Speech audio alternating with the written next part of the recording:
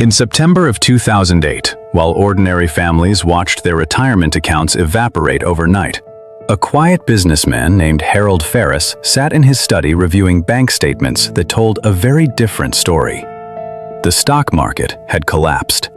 Newspapers screamed about the end of capitalism as banks toppled one after another. Yet Harold wasn't panicking, and he wasn't selling. He was buying. This single contradiction, poor people selling in fear while wealthy people bought in silence, is the hidden engine that turns every recession into a wealth transfer machine. Harold had spent 20 years running a small chain of hardware stores. Nothing glamorous, nothing that made headlines. He wasn't a genius, and he didn't have insider access to Wall Street secrets. What he had was cash reserves he had been quietly building for years, sitting untouched in a business account, earning almost nothing. Most people thought he was foolish for not investing that money sooner. It turned out he was simply waiting for the one moment when cash becomes the most powerful weapon in finance. As the crisis deepened, home prices in his city fell nearly 40% in under a year. Families who had stretched themselves thin to buy homes in the boom years now faced foreclosure notices taped to their front doors. Banks needed to offload these properties fast, and they weren't interested in emotional negotiations. They wanted buyers who could close immediately, in cash, no financing contingencies, no delays. This is where the mechanism reveals itself. The very people struggling to keep their homes had no leverage left, while people like Harold, sitting on liquid capital, suddenly had all the leverage in the world. Harold began buying foreclosed properties for a fraction of what they were worth just 2 years earlier. A house that had sold for $300,000 in 2006 was now his for $110,000. He wasn't the only one. Investors with access to capital, and more importantly, access to credit that hadn't dried up for them, moved through devastated neighborhoods like buyers at an estate sale. The middle class was liquidating out of necessity, and the wealthy were accumulating out of opportunity. This is the part most people never learn in school. Recessions don't destroy wealth so much as they relocate it. When markets crash, prices for stocks, real estate, and businesses fall dramatically. But the underlying value of those assets doesn't disappear. Somebody still owns that house, that company, that portfolio of shares, and ownership simply changes hands from those forced to sell to those able to buy. The businessman who owns a factory doesn't lose the factory when its stock price drops by half. He loses paper value, but the machines, the land, and the cash flow potential remain exactly where they were. What actually gets destroyed is the wealth of people who are forced to sell at the bottom, locking in losses that never had to happen. Harold understood something that separated him from panic sellers, something almost invisible unless you know where to look. Recessions are not random disasters that hurt everyone equally. They are predictable events that punish debt and reward liquidity. The families losing their homes in 2008 weren't reckless or lazy. Many of them had simply borrowed heavily during good times, following the same advice everyone was given, that real estate always goes up and debt is a tool for building wealth. That advice works beautifully until the music stops. And when it stops, the people holding debt get crushed, while the people holding cash get rewarded. This asymmetry is not an accident of the system. It is baked into how credit and capital markets actually function. When times are good, banks extend loans freely, encouraging ordinary families to leverage themselves into bigger houses, bigger cars, and bigger lifestyles. When times turn bad, those same banks tighten lending exactly when people need credit most, protecting their own balance sheets at the expense of borrowers. Meanwhile, wealthy individuals and institutions with existing capital face no such squeeze. They don't need a loan approved to buy a discounted stock or a foreclosed property, because they already have the money sitting ready. By 2010, Harold owned 14 rental properties purchased during the crisis, each one bought for pennies on the dollar compared to their pre-crash value. As the economy slowly recovered over the following years, those same properties doubled and then tripled in worth. He hadn't done anything extraordinary or secretive. He had simply positioned himself years in advance to be a buyer rather than a seller when the inevitable downturn arrived. The families who sold their homes to escape foreclosure in 2008 watched from the sidelines as the very properties they lost became the foundation of someone else's fortune. This pattern doesn't happen because wealthy people are smarter than everyone else. It happens because they operate with a fundamentally different relationship to risk, timing, and cash. While the average household treats a recession as a threat to survive, people with capital treat it as a sale to capitalize on. Understanding this distinction is the first step toward recognizing why the gap between rich and poor doesn't just persist through economic crises, it actually widens because of them. And the mechanism behind that widening is far more deliberate than most people realize. Harold's story might sound like a single clever move during one crisis, but the same pattern has repeated itself in nearly every recession for the past century. The mechanism isn't limited to real estate either. It shows up just as powerfully in the stock market, where the same forces play out on a larger, faster scale. Consider what happens the moment stock prices begin falling sharply. Ordinary investors, many of them holding retirement accounts through employer plans, watch their balances shrink week after week. Fear builds, and eventually, many of them sell, converting temporary paper losses into permanent, real losses, simply because they can no longer stomach watching the number drop further. Meanwhile, institutional investors and wealthy individuals with dry powder, cash set aside specifically for moments like this, begin buying those same shares at deep discounts. They aren't smarter about picking winning stocks. They simply have the emotional and financial capacity to hold, or better yet, to buy more while everyone else is selling. This is the second layer of the wealth transfer machine, and it operates almost identically to what happened with Harold's foreclosed houses. Panic selling among the middle class hands ownership of valuable assets to those who can afford to wait out the storm. But there is a third layer to this mechanism, less visible and far more consequential, involving something most people never think about: central banks. When recessions hit and economies threaten to spiral into depression, central banks respond by slashing interest rates and injecting money into the financial system. This response stabilizes the economy, and in fairness, it often prevents catastrophic collapse. But the way this rescue money flows through the system is anything but equal. Lower interest rates make borrowing cheaper, and cheaper borrowing disproportionately benefits people and institutions who already own assets, because they can use that cheap credit to buy even more. A person with no assets and no collateral cannot walk into a bank and borrow millions at near zero interest to buy discounted stocks. But a hedge fund, a private equity firm, or a wealthy individual with an existing portfolio can do exactly that. This is why, after nearly every major recession in modern history, asset prices, stocks, real estate, and business valuations recover and often soar to new highs within a few years, while ordinary wages take far longer to catch up, if they ever do. The recovery itself becomes another wealth transfer event, layered on top of the crash. Think about what this means in practice. The person who sold stocks in fear during the crash missed the recovery entirely, having exited near the bottom. The person who lost their home to foreclosure never benefited from the eventual price rebound because they no longer owned the asset. But the buyers, the Harolds of the world, captured both the discount during the crash and the appreciation during the recovery, a double advantage that compounds while everyone else is still trying to recover lost ground.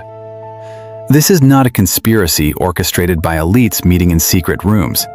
It is simply how capital, credit, and psychology interact under stress, and the system rewards those positioned correctly before the stress arrives. There is another dimension to this story that explains why the pattern feels so unfair even though no laws are broken. Wealthy individuals don't just have more money, They have more time to think strategically rather than emotionally because their basic survival isn't threatened by a market downturn. A family living paycheck to paycheck cannot afford to think 5 years ahead when they're worried about rent next month. Their decisions are forced to be short-term and survival-oriented, exactly the mindset that leads to selling at the worst possible moment. Wealthy investors, by contrast, can afford to be patient because a market downturn doesn't threaten their ability to eat or keep their home. This difference in psychological pressure, not intelligence or effort, is often the real dividing line between who profits from a recession and who suffers from one. Harold once explained his philosophy to a younger relative who asked how he built his fortune. He said, "Everyone panics at the same time, and that panic is predictable, which makes it the most reliable opportunity in finance if you have the resources to act on it." He wasn't bragging. He was describing a mechanism that had quietly repeated itself throughout his career, one that most people never notice because it happens gradually and gets explained away as bad luck rather than a structural feature of how markets function during crises. By the time the next recession arrived, Harold had already built a playbook, one that involved holding larger cash reserves than seemed reasonable during good times, specifically so he could act decisively when conditions turned favorable.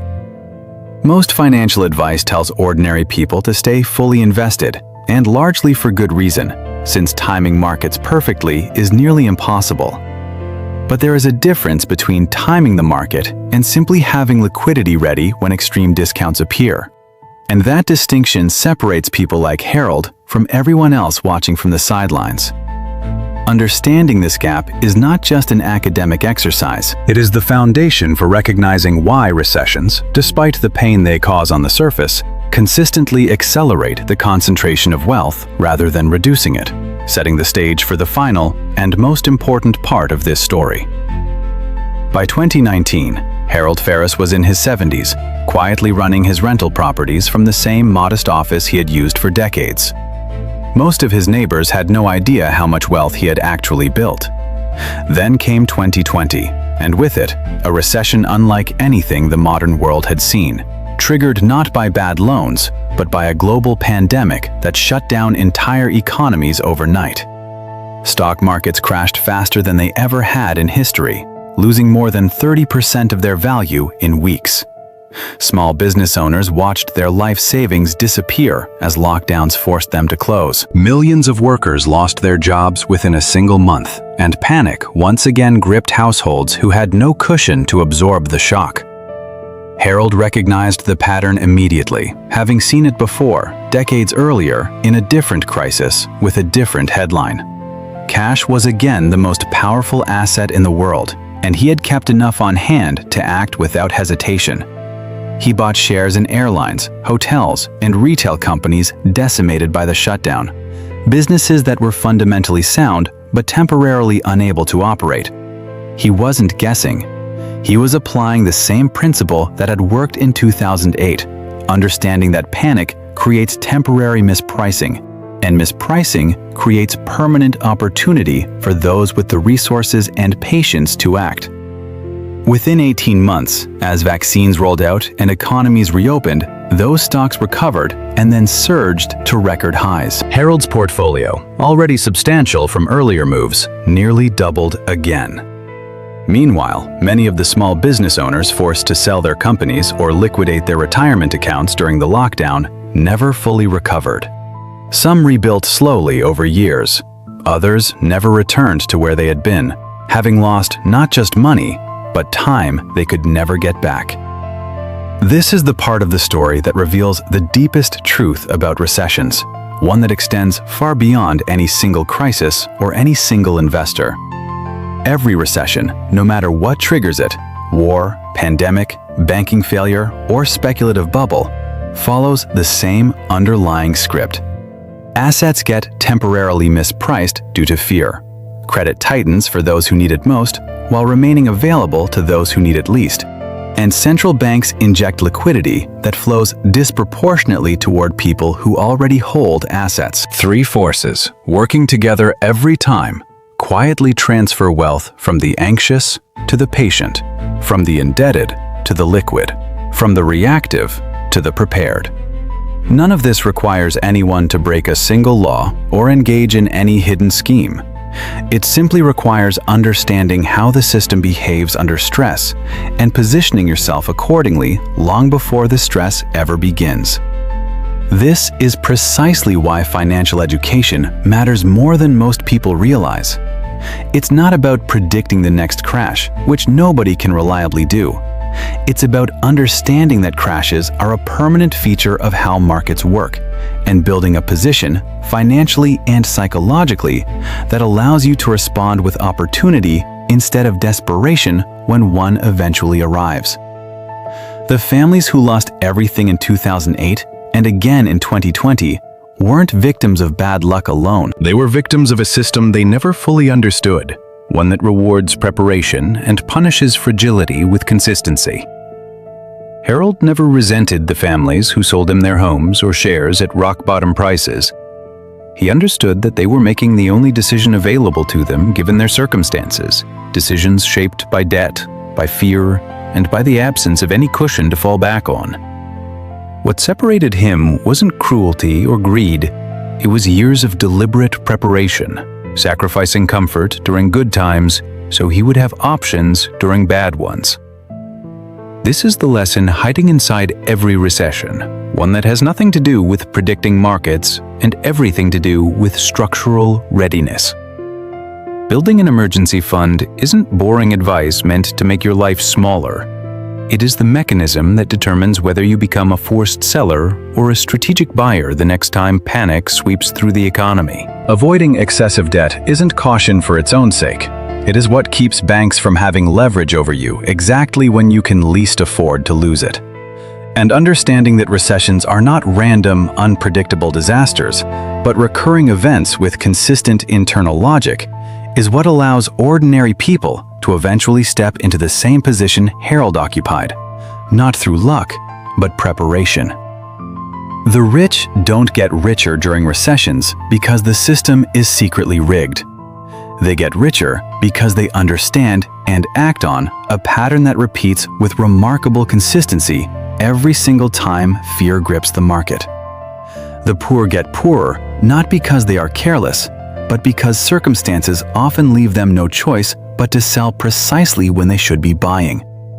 Closing that gap doesn't require insider access or extraordinary intelligence. It requires liquidity, patience, and discipline to prepare during calm periods for storms that are guaranteed to come.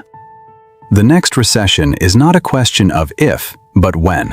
And the difference between being Harold and being one of the families who sold him their homes comes down to decisions made long before the headlines turn dark. That is the hidden reason recessions make the rich richer. And it is also the reason anyone paying attention has the power to decide which side of that equation they end up on.